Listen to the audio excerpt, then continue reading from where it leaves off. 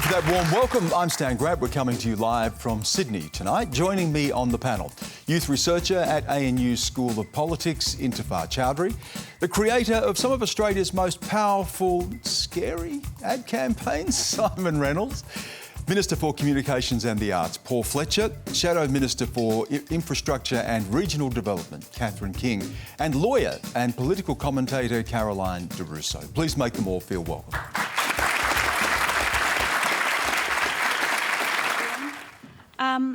In this election, so many political adverts are deliberately misleading and some even patently dishonest. Following this election, do you think that the incoming government should amend some of the laws surrounding political advertisement? Siimon, I'll go to you on that.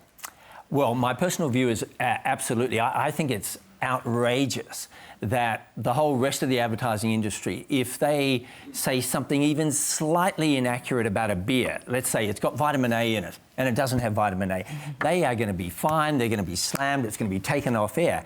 But that's a trivial issue. What about the whole country's future? They're allowed to say what they like. I think it's absolutely crazy. Now, one of the reasons I feel that they're allowed to is it looks so difficult to police it. How would you stop them?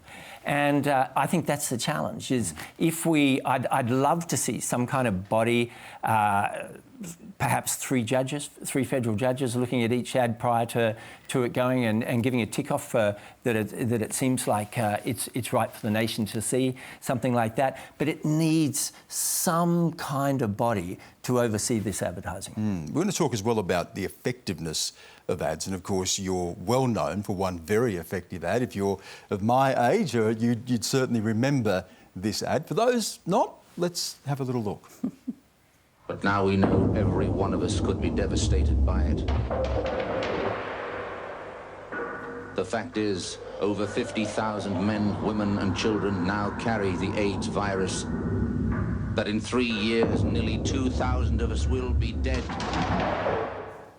My question is for Paul Fletcher. Oh, not yet. My question is for Paul Fletcher, but we'll come to that in just a minute. Siimon, when you look at that, that was a very effective ad, but it was designed to scare us as well. How, when we talk about political advertising, what is that sweet spot between information and message and impact? That's a great question. And the reality is this, that if you look at either side's advertising, it's information-led, but it doesn't really have the emotion that I feel that advertising should have. Now, there's a presumption, I think, in the marketing of both parties that we're all very interested in what they've got to say. And don't get me wrong, I mean, you know, I truly am a fan of politicians in general. I think the vast majority got their heart in the right place. They work exceedingly hard, having watched them up close. But the truth is that Australians aren't that fascinated with this election most of the time. The truth is that we're as worried about our daughter's cold or our azaleas growing dead, or the fact that, you know, I'm hungry and I want to have dinner while we're watching these ads. And therefore these ads fail, in my view, because they inform but they don't impact. Does fear win over hope? It does in general. In fact, the Nobel Prize-winning economist Daniel Kahneman showed that it is almost 2 times as powerful to talk about fear. Fear of loss aversion, as he called it, is much more impactful. So, as an example, you would be much more motivated to avoid losing $1,000 than you would be at the possibility of gaining $1,000. So, a lot of the political ads are talking about a rosy future, and I can understand why, because you don't want to be all misery guts when it comes to your advertising. But at this late stage, when we're trying to persuade undecideds, I think fear is a much stronger way of doing that. Intifar, are youth looking for fear or hope? I actually would take a step back, and I actually disagree. I don't think it's about fear or hope at the moment for young people. I feel like young people are more critical at this. Today's young people are more critical than their parents, let's say, or their grandparents. and they understand misinformation or disinformation, or they understand what's happening. I think they're just after the truth, the reality, integrity. That's what they're after. Even when I turn on the TV, I don't turn on the TV, let's say when I'm on the internet. You're on TV tonight. Yeah, I am on TV today. But when I'm on the internet, these ads, they are deterring. They deter you from politics. That's really interesting too, because how you get your information is different. As you say, not on television. My children are the same. They'll be watching it on the internet. They'll be watching clips on YouTube or Facebook. Little or bites, absolutely. So I think the most important thing is who is the audience? And I tell this to my political science students as well when they write an essay. Like, when you're communicating, you want to think about who your audience is, and you want to learn about your audience and the amount, what cognitive resources they have. Probably that ad that we saw probably would have made people afraid at that time. Right now, I see it and I do a massive eye roll. I just go like, you think this is gonna work? This is true. Well, at least for my generation, it's true. Well, half of us don't even turn on the TV. Well, for those of us who were there in the 80s, it did work, let me tell you. That's what I'm saying. Thank goodness it did, but it does look pretty dated. Yeah. I'm saying that it probably People looking did for work. something different. Yeah, I think probably worked, but just... not now, not this generation. Well, we could just get Morrison bowling down Albanese. Oh, there you go. Why didn't you think of that, Paul Fletcher? Can I just pick up something so. that Siimon said there, which was quite important, I think.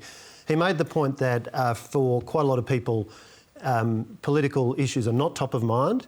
And the flip side of that is, as you know, is well known, a significant percentage of people don't make a decision until they actually have the how to vote card in their hand and are going in to cast their vote. Part of that is a corollary of the fact that we have a compulsory voting system in Australia. Our system is quite different to other countries where the aim is to get the vote out, so you're appealing to the extremes. Our system tends to focus on the mainstream and people who may not be that engaged, and I think that's a plus in our system, but I think it's one of the reasons why sometimes you can see messaging which is designed to be cut through and getting to people who may not be having that much of a focus. Should you be allowed to lie in ads, though? To Simon's first point, if you're selling toothpaste or beer, you can't, but if you're selling politics, you can. The issue here is the implied freedom of political communication, which the High Court has found is inherent in the Constitution. And then the question of, OK, if you're going to put any restrictions on political communication, who would actually be making those decisions, and would they effectively be standing in the shoes of the electorate? Ultimately in our system...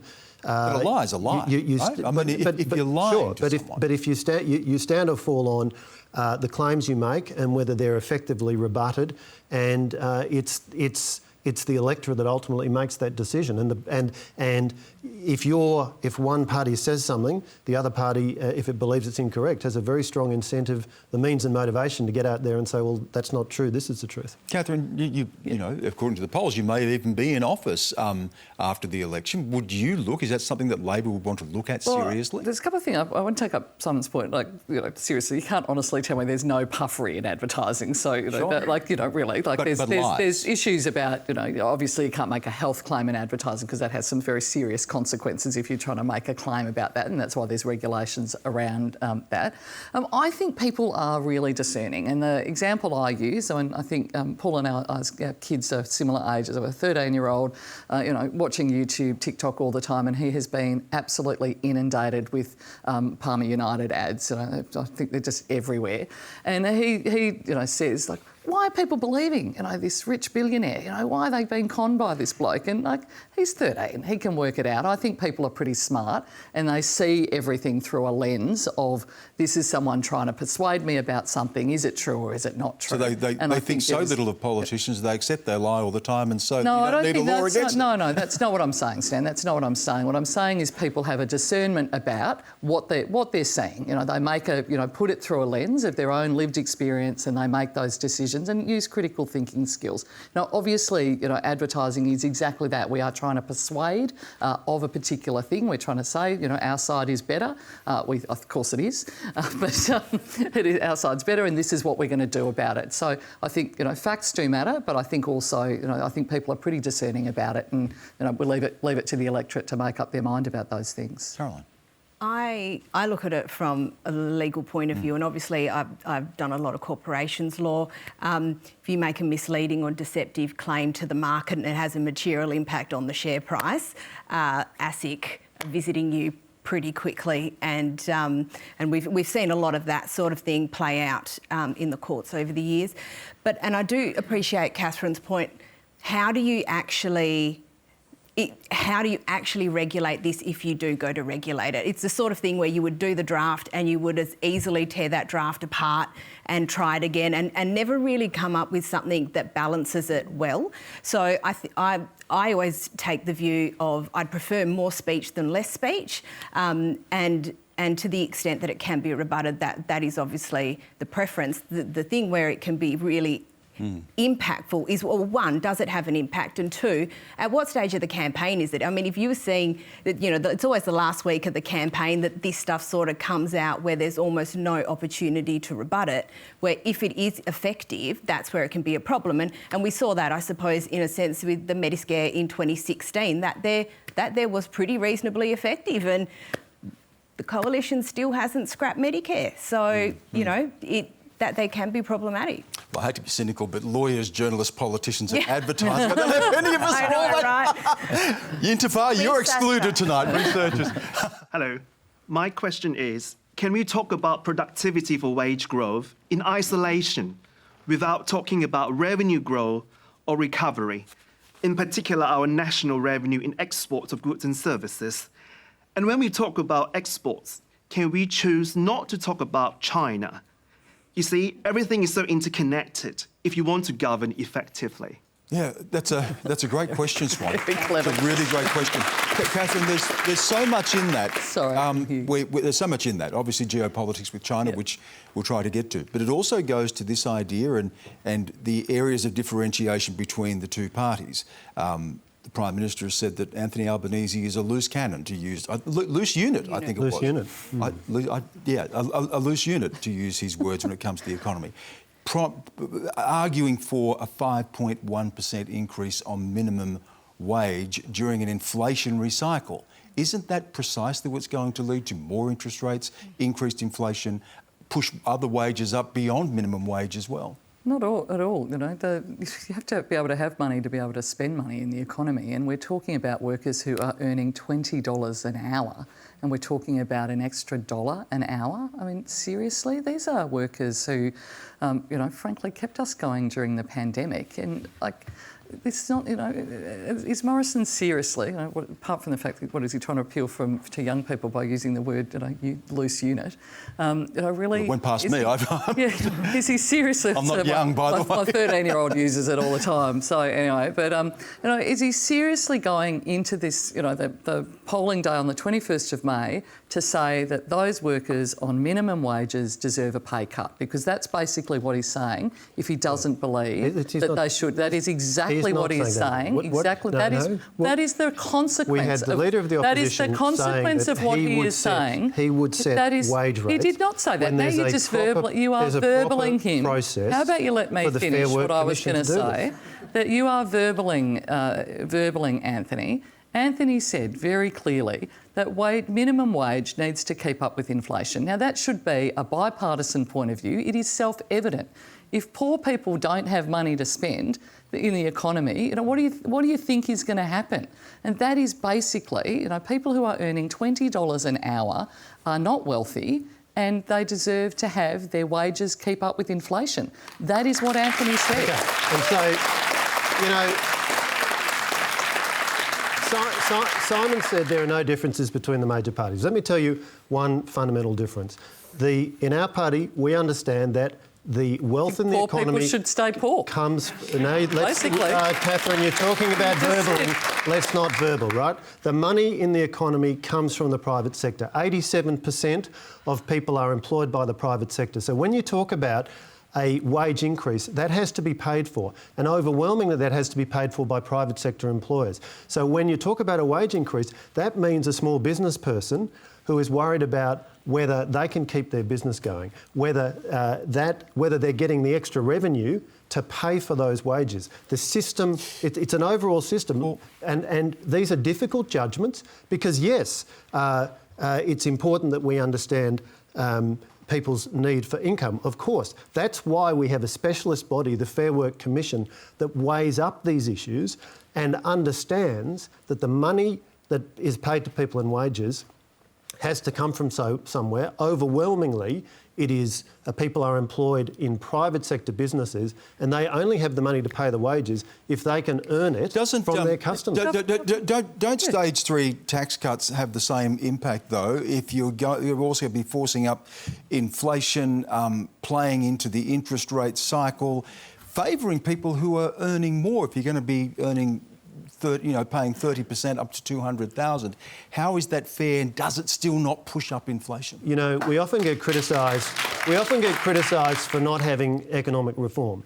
We are committed to a serious tax reform, which is that from 1 July 2024, the great majority of people will pay no more than 30 cents in the dollar as a marginal tax rate. Now, that is a reform that economists identify as desirable because it increases people's incentive to work. And look, again, in terms of the differences between the parties, we are committed to lower taxes. The Liberal Party will always be a lower tax party. Well, you're not, though. And again, if you want to talk about facts, you are taxing more today than the Labor Party did when we were last in office, when that is an absolute fact. You want to talk about Go out and ask the Australian people whether they think the Labor Party will be the lower taxing party. That's not about that. You want to deal with facts. You don't want to deal with the message that you want to put across. But what you have basically just said, in your answer then, is that you are very happy to ensure that people at the wealthier end of the spectrum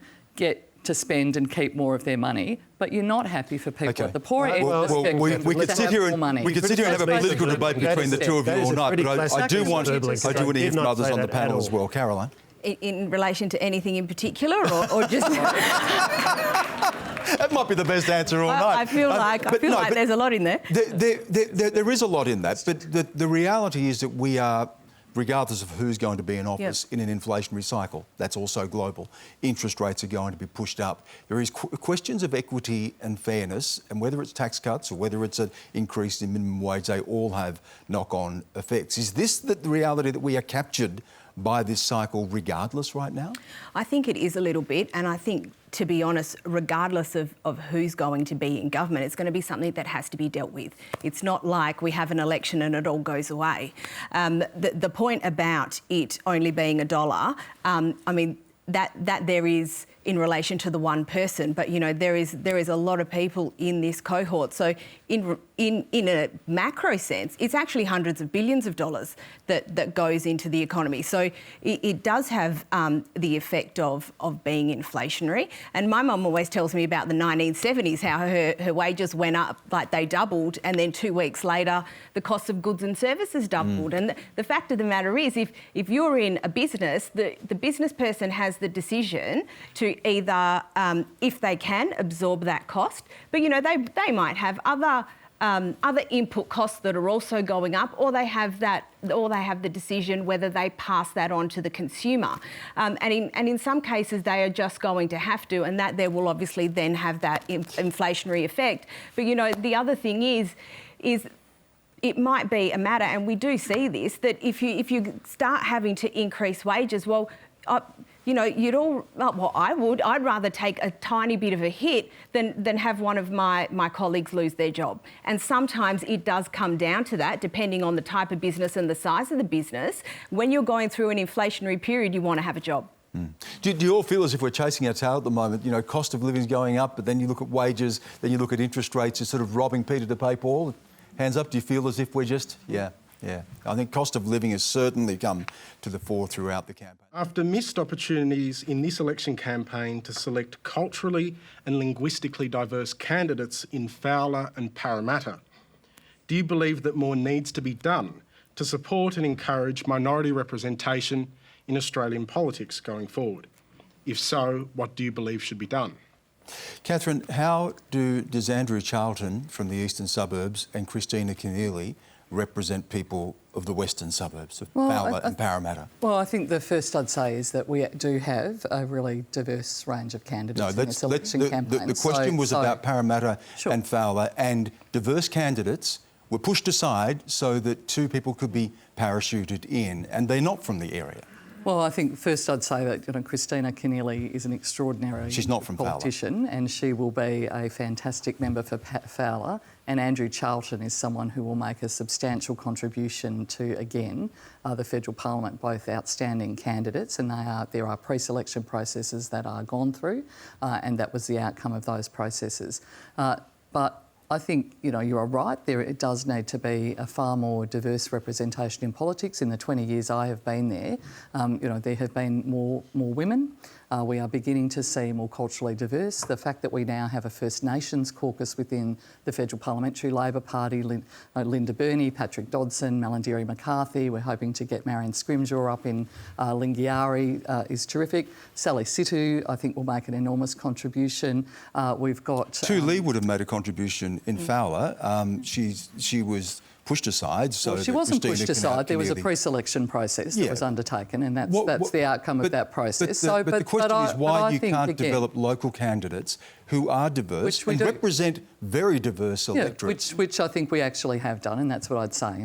Again, with Sally, we've got a candidate in Swan as well. Again, someone who I think will make a fantastic contribution from Western Australia, as well as a number of other candidates across the country. And I think there is diversity happening. It's slower than many of us would like. I understand that, but I think we are starting to see that. Paul Fletcher, we had the quite bizarre incident this week with Fiona Martin in Reid, apparently mistaking Tu Lee, who had campaigned for pre-selection in Fowler, and Sally Situ, who is her rival for the seat of Reid. How do we explain that?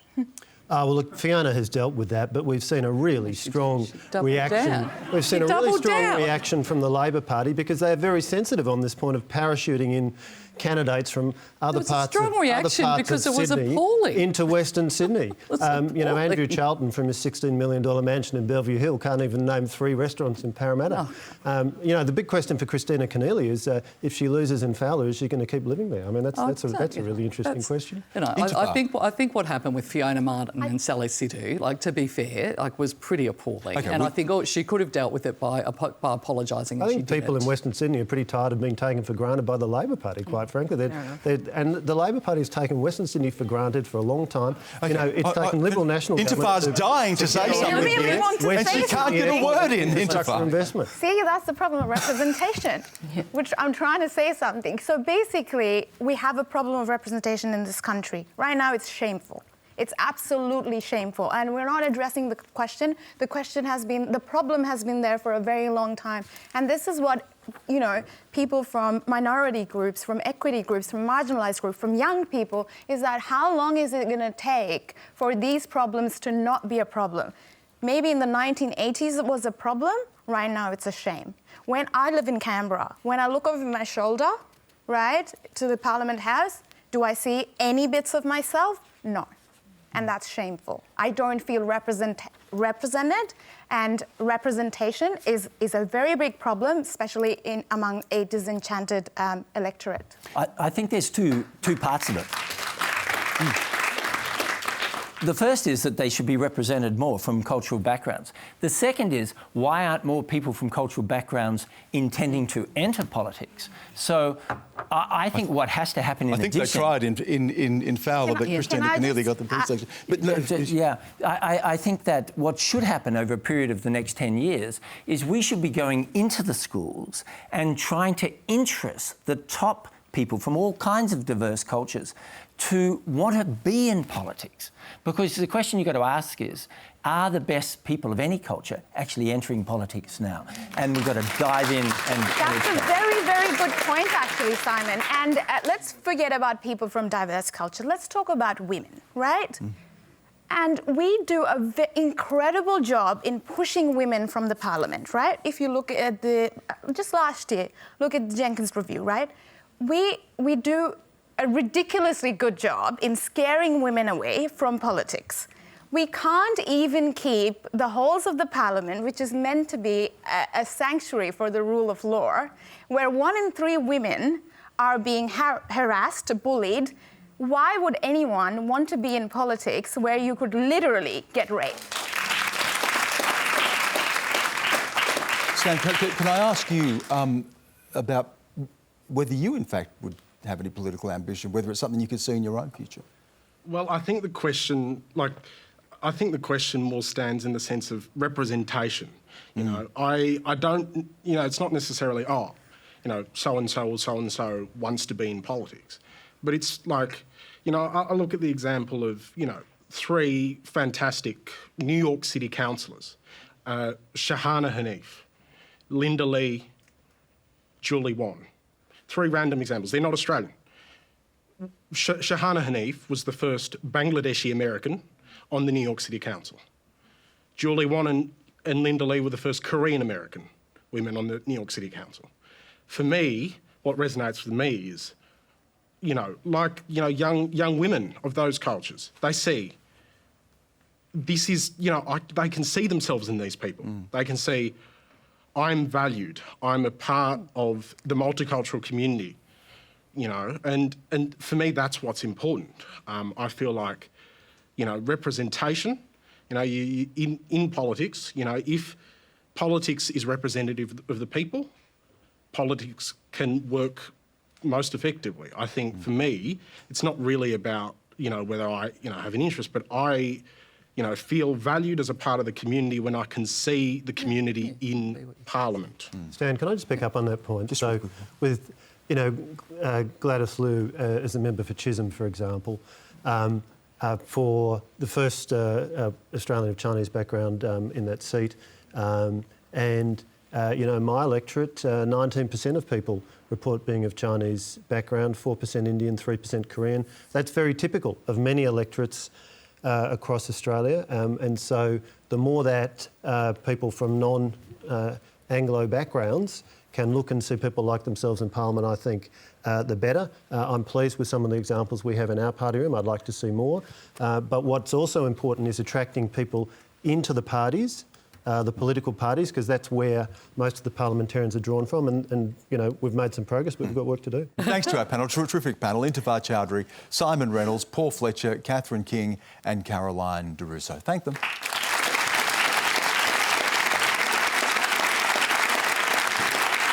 Can I say as well, thank you so much for your questions. To you at home as well for joining in the conversation and streaming us and the wonderful questions we had here tonight from the audience. David Spears is with you next week, live from Melbourne, just days out from the election. The politicians will be there as well. Former member for Indi, Cathy McGowan, and political editor for the Sydney Morning Herald and The Age, Peter Harcher.